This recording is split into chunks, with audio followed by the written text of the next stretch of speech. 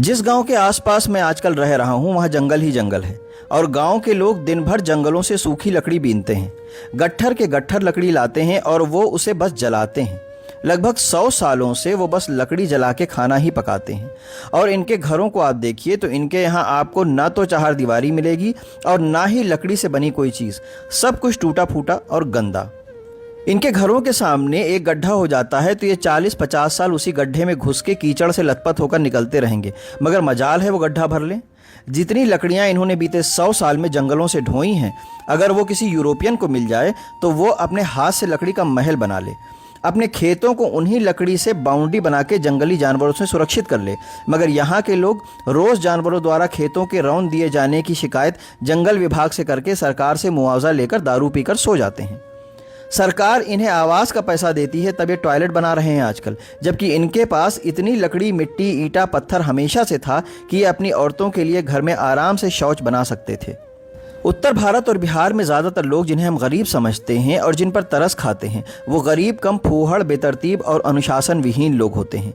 Reel में जो आपको अपनी गरीबी का रोना रोते दिखते हैं, उनके बिना प्लास्टर किए हुए घरों को ही आप देखिए तो आप पाएंगे कि इनके पास सारा कच्चा माल है।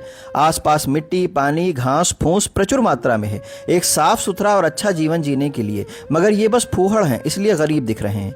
जबकि एक अंग्रेज जंगल में रहकर बिना लकड़ी और बिना किसी रिसोर्स के लोकल लकड़ी और पत्थर से जन्नत जैसा आशियाना अपने सिर्फ 2 हाथों से बनाकर तैयार कर लेता है।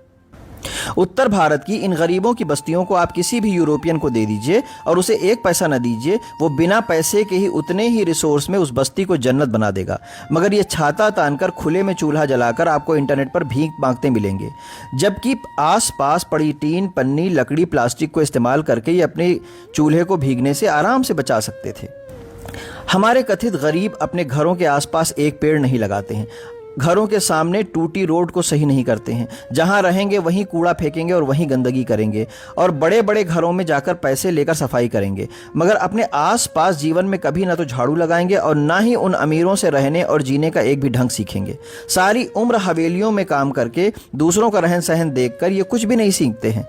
ये सोना पहने मिलेंगे आपको, भंडारा करेंगे, शादी में खूब पैसा खर्च करेंगे, मगर इनका घर आपको टपकता मिलेगा।